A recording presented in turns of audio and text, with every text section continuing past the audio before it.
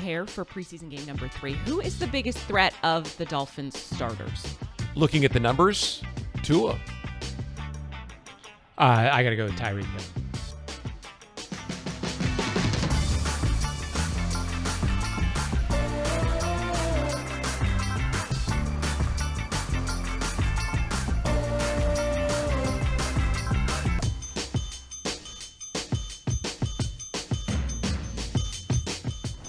Welcome into Jags A.M. on this Thursday, presented by Fields Auto Group. I'm Kainani Stevens, Brian Sexton, John Oehser with us, and a very special guest. We're going to talk Miami first. We're switching things up a little bit today because we're going to have that third preseason game against the Dolphins, so we wanted to check in with one of our insiders, Armando Salguero, covered the team forever, so we wanted to check in with you and kind of get an update on where the team's at. We were just talking about threats on the starters, but as of what you've been hearing, are we going to see any starters? Well, that is being decided this morning. As a matter of fact, as we speak, Mike McDaniel is speaking to the media. I, however, am speaking to you. We appreciate you for it. We're going to see in the next couple of minutes whether he is going to play those guys.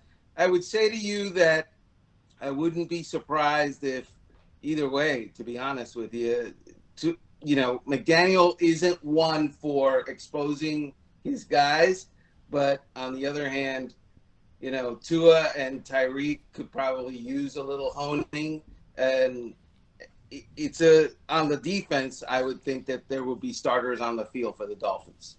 Armando, John Oehser, I appreciate you doing this. How you doing? I'm doing great, John. How are you? Good. Hey, we've talked a lot over the years, and we've both sort of covered some teams that on various levels haven't gotten deep in the playoffs in a long time. I'm curious, we follow the Jags so closely, so we know what expectations are here.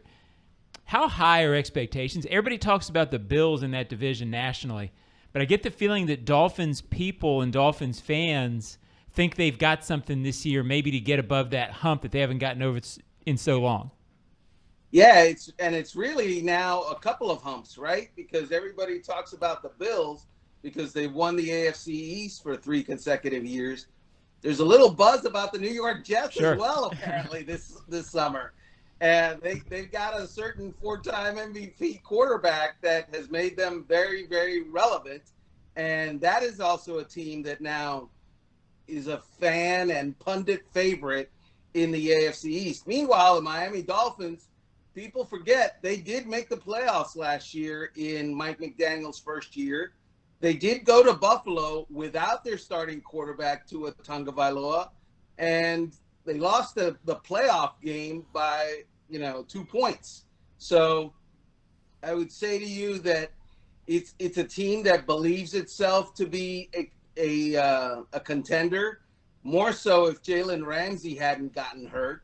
And more so if their talks with Jonathan Taylor and the Indianapolis Colts bring them an actual running back that is going to be their bell cow ball carrier. Hey, Armando, it's Brian Sexton. How are you today? Hey, Brian. I want to double down on that thought, but only on Tua. And I have to admit, I was caught in the bubble. We didn't see the Dolphins last year.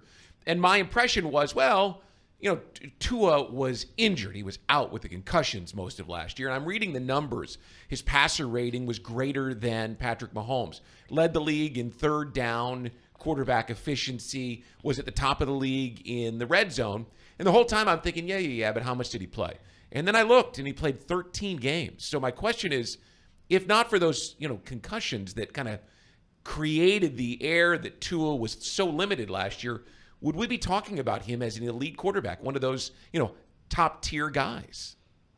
Absolutely. And I get it. It's a 1-year change of course for Tua because the previous, 2 years, under a different coach, by the way, under Brian Flores, he wasn't that guy. He didn't show a whole lot that would suggest he's going to be in the top 10, much less elite. When he threw those 6 touchdown passes against the Baltimore Ravens, that kind of opened some eyes and changed the narrative, and he went from there. Obviously, the question with him now is durability. Dude, you can't be elite, you can't be good, you can't be great, certainly, if you are not on the field. And so that is the question for Tua. I want to check in with you, Armando. I know there's been some controversy with Tua lately. Ryan Clark calling him out, said he looks like he hasn't been training, but he's put on some weight. What does he look like in person? I assume he needed to put on a little bit of muscle and a little bit of weight to try to stay on the field. Right. So he's 217 pounds, dripping wet. Before the offseason began, he's about 222, 224 now. The idea that he didn't work out this offseason, Tua's always been thick from the hips down, from the waist down, really. And he continues to be that. He's built up the upper body a little bit so that he can maintain and not necessarily hit his head every single time he goes down. He also took jiu-jitsu this offseason. The whole point is avoid the concussion because he had 2 last year. Some people would say he had 3, and everyone knows if you have another one this year, 3 concussions in a year, that's a bad situation to be in, and we wouldn't be talking about missing a game or 2. We would be talking about missing, way more significant time. I almost said a month or 2, but it could be even more than that. It's a good thing to keep an eye on. Certainly, obviously, his health he's taking paramount. What do you see in terms of us? We talk about how people perceive Trevor Lawrence all over the place, and he's getting a little bit of hype. But what do you guys know of him, and how do you see him as being a threat to the league now? I watched the playoffs, and I was at camp talking with Doug Peterson last year before the production, and he hasn't had a eyebrow-raising blowout season, but he hasn't had Calvin Ridley before, and he hasn't had a playoff team under him before. The Jags are coming. Everybody knows it in that division. Everybody knows it, and obviously, the quarterback is about 50% of that. That's a good team. That's a good roster, and I love Doug Peterson as a coach. I covered him as a player those many years ago in Miami. Armando, we talked about expectations for this team, but you've been around it a long time. You've seen various levels of good teams and struggling Dolphins teams. How do you think this team will do? Because you usually have a good gauge for it. Yeah. The Dolphins. The Dolphins. Look, they have an outstanding roster. Anything less than the playoffs is a disappointment. They are to the point where people expect actual playoff run. That hasn't happened in South Florida. They haven't won a playoff game since January of 2000. That's right. So the new millennium hasn't been kind to them, and the drought has been very long, and folks expect to drink playoff victories this year. Notice I said victories this year. That playoff win in January 2000, would that have been the win over Seattle at the old Kingdome before they came here? No, actually, it was against the Colts, where I forgot the guy's name, but they had a running back. Lamar something. Lamar something. Yeah, he went off for he carried the ball close to 40 times, and he rushed for 212 yards. But I remember the stats. I just don't. Lamar Smith. That's it. But have they? I can remember. Are you saying that they haven't won a playoff game though since? Was 62-7 loss here? They haven't won one since then? No, the next year. Oh, the next year, the 2000 season. In overtime. Sorry, I thought you meant – okay, gotcha. Hey, the question I have for you real quick is the impact that you've seen from Vic Fangio on the defensive side, and will they see Jalen Ramsey this year? And if they do, how does that impact them completely on defense? Yeah, the Jalen Ramsey expects to be back on the field by November, and the Dolphins expect him to be back on the field by December. And everyone is hopeful. We'll see how that works out, because it's not just getting back on the field, as you guys know. It's also getting back on the field and being Jalen Ramsey. Without Jalen Ramsey, all of a sudden that cornerback tandem with Xavier Howard on the other side becomes much less so of a threat to opposing quarterbacks. Vic Fangio is a stud. He was the best defensive mind available in the offseason, and the Dolphins are paying him like he was because he deserves it. He's proven it over the years. Was he a great head coach? No, but because he didn't get the results, but his defenses were great. And before that, his defenses were great. And the expectations are in Miami, his defense will be great. And you know who the Colts defensive coordinator was in the last Dolphins playoff win? Was Vic Fangio. We love a throwback. Armando, thank you so much for joining us. We're looking forward to this tune-up on Saturday before the regular season begins. And we always appreciate hearing from our opponents and what we're going to be going up against. All right, coming up, we will go on and talk a little bit about what this team is doing this week, and we'll give you a preview of Saturday's game.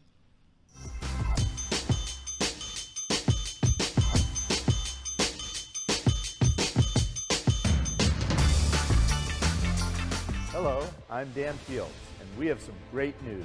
Fields has the vehicle you want, in stock, priced right, and ready for delivery. Fields Auto Group is Jacksonville's luxury automotive destination for Cadillac, Jaguar, Land Rover, Lexus, Mercedes-Benz, and Porsche. Inventory is back and available for immediate delivery. And every Fields customer can take advantage of our Fields Amenities program with complimentary loaners, car washes, and our cafes. You deserve the best. Stop by today or go to fieldsauto.com. Sudeth is on the 20, the 10. Yes, another successful move to a new home. I tell you, folks, I've never seen a team more prepared than the Sudeth crew. With a dominating lead in training, trust, and efficiency, it's no wonder why Sudeth is the official moving company of the Jacksonville Jaguars. For the past 100 years, Sudeth has provided local, long-distance, and international moving services in Jags. While the Jags are moving the chains on game day, Sudeth is helping you on moving day. Visit sudeth.com/Jags for a guaranteed quote. Since 2014, there's been only one official home builder of the Jaguars, Dreamfinders Homes. With quality-built homes and a speedy move-in process, we're in 20-plus communities in the best locations across Northeast Florida. Dreamfinders Homes is everywhere you want to live. So get off the sidelines, Jags fans, and get into the game. Let Dreamfinders help you navigate your home purchase and offer great interest rates. Visit dreamfindershomes.com for all your move-in ready homes and step up your game. Welcome back to Jags A.M., presented by Fields Auto Group Jacksonville. Step up to luxury, fieldsauto.com. I'm Kainani Stevens, Brian Sexton, John Oehser. We started off with our guest getting a little preview of Saturday's game against the Dolphins. So now we're going to bring you the big things. Big thing number one is going to be the star of the show. We've been talking about backup quarterbacks, QB3 maybe, but let's be honest, this whole thing is about Trevor Lawrence and what we're going to see from him this year. So how excited are you, John, I'll start with you, to see Trevor actually out there, what this offense will be capable of, because we're going to see him for at least a half, and maybe a preview of what we'll see this season. I'm very interested to see what they do.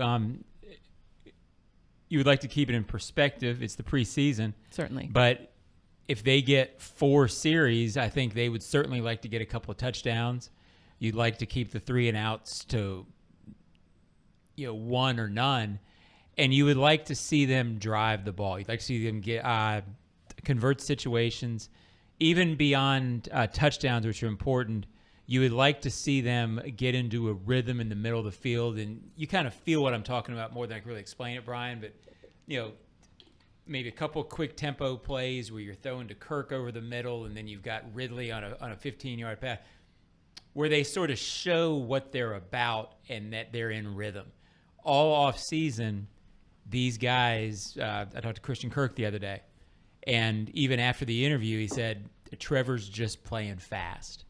You'd like to see that playing fast, and that means reading it easy, making quick throws, looking the part, looking confident. If they don't score, you want touchdowns, but I want to see that more than I want to see anything else, Brian. I watched Press yesterday, Press Taylor, the offensive coordinator, in his news conference. He was getting questions about the third quarterback and the 5th wide receiver, and I could just see his eyes gloss over. That's roster building. That is the area of the coach and the general manager. He's focused on the quarterback, right?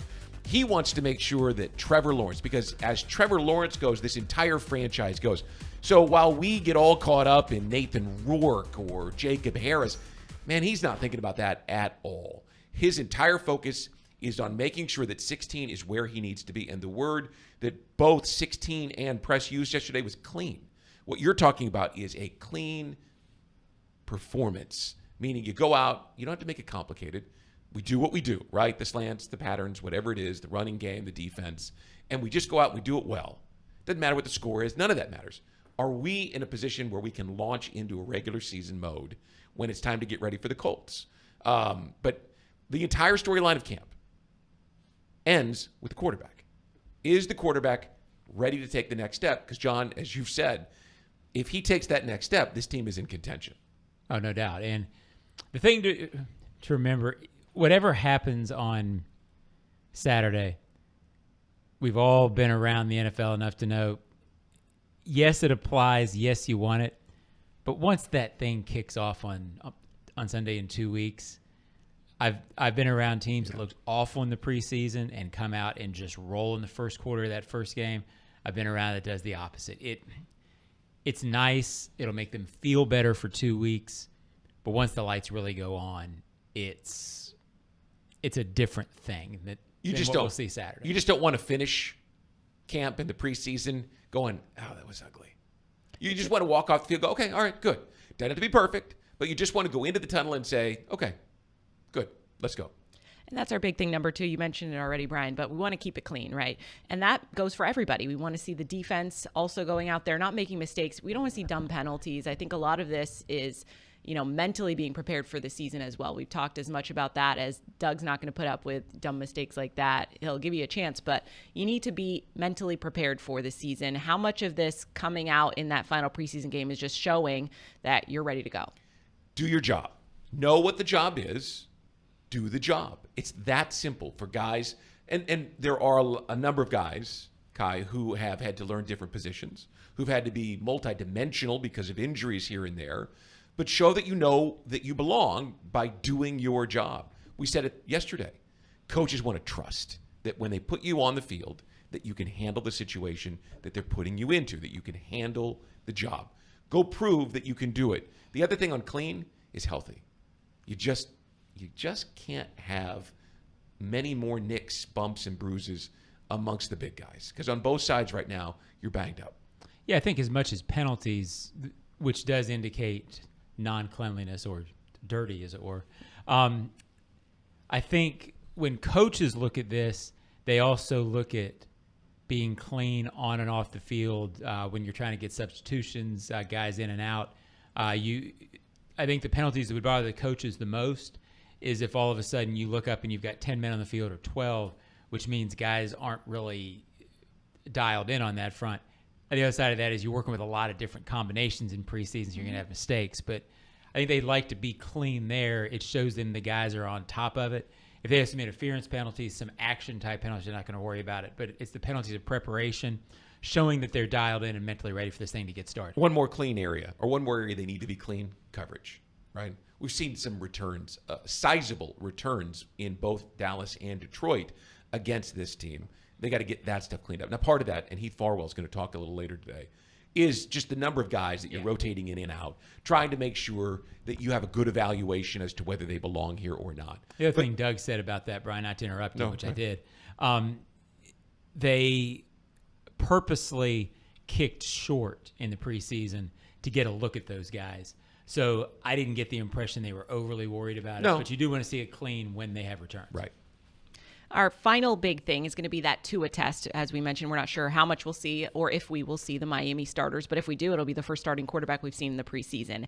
And as the defense is always a question mark on this team because we love the offense, quote, love the offense so much because it's going to be so great. But we question the defense a lot. And to be fair, it would be nice to see them up against a starting quarterback to see what they actually have out there because they've looked good against, second, third string. But what will Tua bring if he's on the field? Well, I would assume that if they're going to play Tua, and we don't know that for sure, that they're going to play Waddle and Hill. I mean, you're not going to put him out there. And that's a whole other challenge. Right. So what he brings is that starting offense, which he was the highest rated passer in the regular season, missing 4 starts last year, 105.6, I think, and Patrick Mahomes was 105.2. So clearly he brings a very efficient passing offense. So we're going to test the pressure and the ability to get after a mobile quarterback, and immediately we're going to test the coverage on the guy who led the NFL in receiving. Well, sorry, he was second in receiving, led the AFC in receiving yards last year in Tyreek Hill. Yeah, I'm going to say something fans won't love.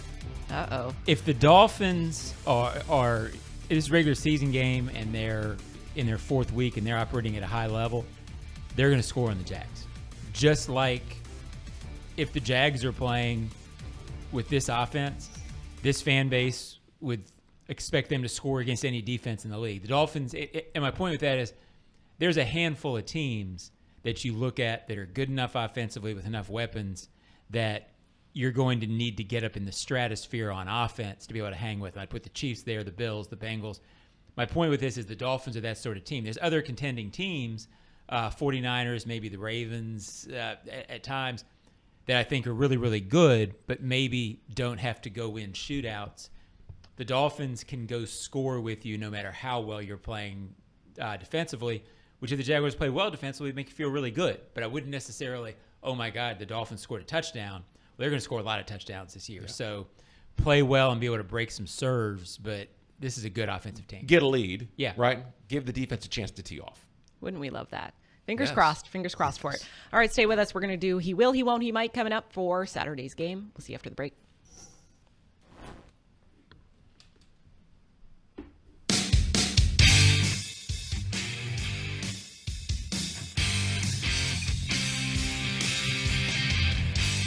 Hello, I'm Dan Fields, and we have some great news. Fields has the vehicle you want, in stock, priced right, and ready for delivery. Fields Auto Group is Jacksonville's luxury automotive destination for Cadillac, Jaguar, Land Rover, Lexus, Mercedes-Benz, and Porsche. Inventory is back and available for immediate delivery. And every Fields customer can take advantage of our Fields Amenities program with complimentary loaners, car washes, and our cafes. You deserve the best. Stop by today or go to fieldsauto.com. Sudeth is on the 20, the 10. Yes, another successful move to a new home. I tell you, folks, I've never seen a team more prepared than the Sudeth crew. With a dominating lead in training, trust, and efficiency, it's no wonder why Sudeth is the official moving company of the Jacksonville Jaguars. For the past 100 years, Sudeth has provided local, long-distance, and international moving services in Jags. While the Jags are moving the chains on game day, Sudeth is helping you on moving day. Visit Sudeth.com/Jags for a guaranteed quote. Since 2014, there's been only one official home builder of the Jaguars, Dreamfinders Homes. With quality-built homes and a speedy move-in process, we're in 20-plus communities in the best locations across Northeast Florida. Dreamfinders Homes is everywhere you want to live. So get off the sidelines, Jags fans, and get into the game. Let Dreamfinders help you navigate your home purchase and offer great interest rates. Visit DreamfindersHomes.com for all your move-in ready homes and step up your game. Welcome back to Jags A.M. We're talking Saturday's final preseason game versus the Miami Dolphins. That's brought to you by Ticketmaster, the official ticket marketplace of the Jaguars and the NFL. Not a bad game to check out because I'm sure preseason prices are a little bit more reasonable, and we're going to see the starters for the Jags at least the first half. So unlike other preseason games where maybe you don't see anybody, this should be good football to watch. So we're going to do He Will, He Won't, He Might because it's our final preseason game of the year against the Dolphins. Brian, you want to kick it off? I'll take Tyler Lacey. Okay. The young defensive lineman from Oklahoma State who played well last week and had a good practice session with the Lions and has carried it on this week from what I'm told. So he'll have to play. You know, the injury with Devon Hamilton and with Foley Fatukasi means they are thin. He is a big prospect. I mean, big meaning he is big. He has wide shoulders and long arms, and he's about 6'4", 265, and just looks like a guy who can plug some holes. So he's going to have to play early on. They might not need him in every situation, but he's going to be some depth. He's not going to remind you of a first-round pick. He's not going to be a guy that you say, wow, about, because they're not going to ask him to be. They're going to ask him to go in and just do his job. Play that 5 technique, fill 2 gaps and try not to get blown off the ball. But he should be getting better as we go through this because he's got a lot of potential. I think when I look at him, I think he could be the next DeJuan Smoot. Smoot came in as a 3rd-round pick, so a round ahead of where he was drafted in 2017. But when was the first time you heard of Smoot, right? A little bit but there were good players in front of him, and the Jaguars were patient with Smoot, and he became a guy who could give you 6 sacks, 7 sacks. In the last 3 or 4 years, he really has emerged. I look at Tyler Lacey, and I think, that's Dwan Smoot. He just needs time to develop. He's got some pass rush. He's got some inside and some outside. I think he was a very wise draft pick where he was, because no one's going to expect him to come in and be a star, but they have time to develop him. And it's nice for this team to have the depth where they have the time to do that and develop A it jar on the shelf. without pushing anybody before they're ready to play. John, who are you looking at? I went with Blake Hance, who will definitely play, and it's an important night for him. He can play anywhere along the offensive line. He's a veteran guy. He's one of those guys we talked about earlier in the week that the Jaguars pro scouts have done a nice job of bringing in guys who've been in the NFL who reasonably priced to bring him in and they can play.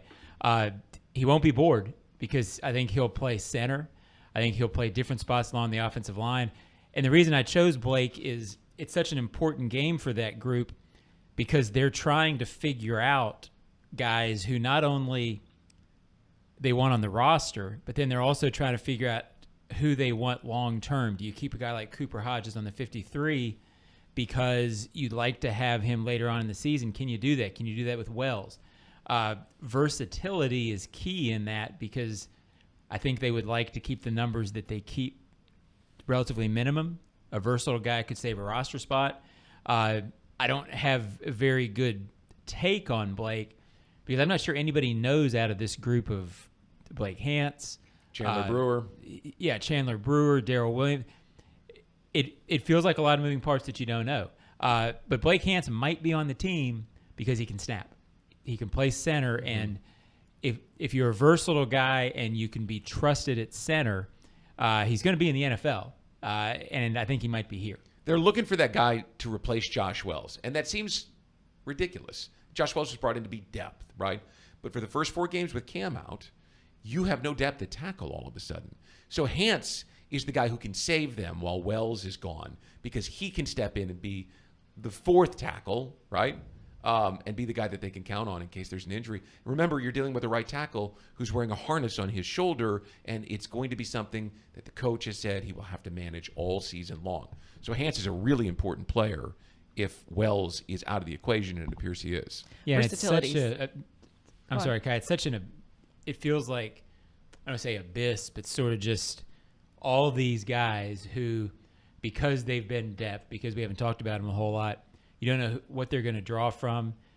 Could they go on the waiver wire if they feel like we need a pure tackle who's a little bit of an upgrade? I don't think they're in trouble on the offensive line because they've got good starters who are healthy and they've got good depth. I just feel like it's very uncertain, and there's going to be a lot of discussions on that front on Monday and Tuesday. Guy. Versatility. No, it's okay. Versatility is something that we've talked about on the offensive line, and you have to play multiple positions. There's very few of those players in the O-line group right now that don't play multiple positions. And as we've seen with the injuries, it's going to become very important. My he will, he won't, he might is going to be Tank Bigsby because the home fans are going to get to see him for the first time in game action. I think he will score on Saturday. He will not disappoint the fans because of what we've seen so far. It's been impressive just in the preseason.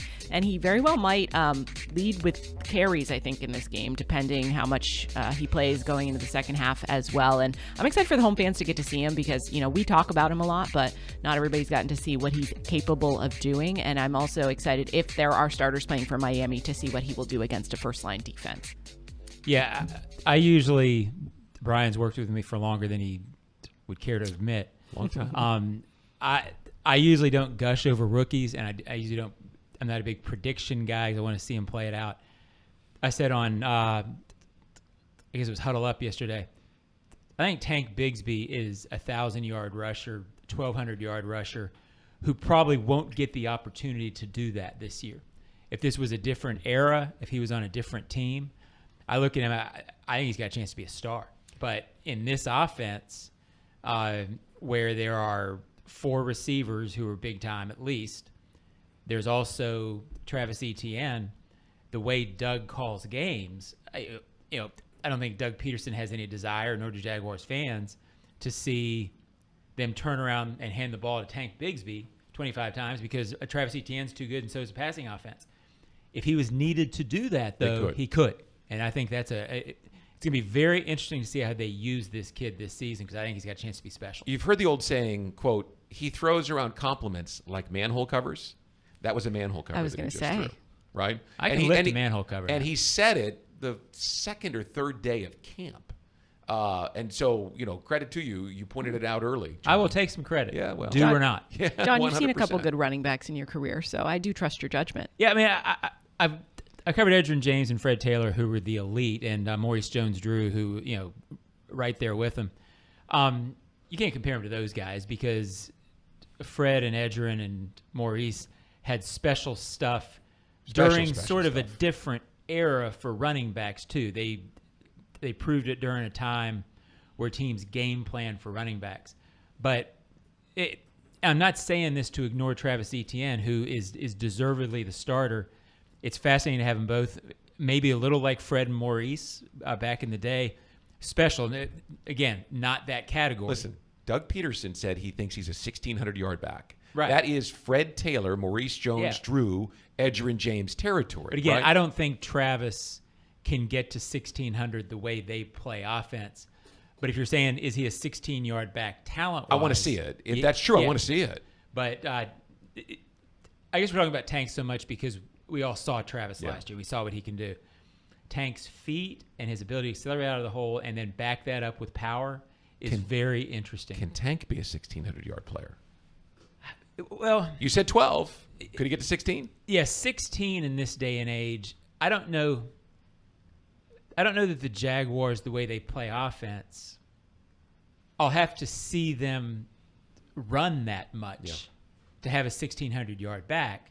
I remember Tony Dungy, when I covered the Colts, saying they didn't necessarily want to be leading the league in rushing, because if they were leading the league in rushing, then they were wasting Peyton Manning and Reggie Wayne and Marvin Harrison. So do you want to run that much to be a 1,600-yard back, especially when you've got Travis Etienne? But I think they can both be really, really important. Maybe not get numbers that you would get in the 80s, but certainly make this a special offense. An offensive embarrassment of riches, if you will. All right, stay with us. We'll be right back. We'll preview the rest of the week and, of course, Saturday's matchup.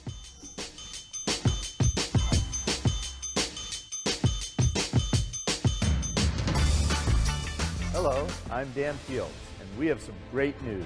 Fields has the vehicle you want, in stock, priced right, and ready for delivery. Fields Auto Group is Jacksonville's luxury automotive destination for Cadillac, Jaguar, Land Rover, Lexus, Mercedes-Benz, and Porsche. Inventory is back and available for immediate delivery. And every Fields customer can take advantage of our Fields Amenities program with complimentary loaners, car washes, and our cafes. You deserve the best. Stop by today or go to fieldsauto.com.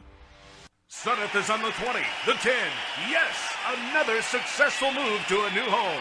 I tell you, folks, I've never seen a team more prepared than the Sudeth crew. With a dominating lead in training, trust, and efficiency, it's no wonder why Sudeth is the official moving company of the Jacksonville Jaguars. For the past 100 years, Sudeth has provided local, long-distance, and international moving services in Jags. While the Jags are moving the chains on game day, Sudeth is helping you on moving day. Visit Sudeth.com/Jags for a guaranteed quote. Since 2014, there's been only one official home builder of the Jaguars, Dreamfinders Homes.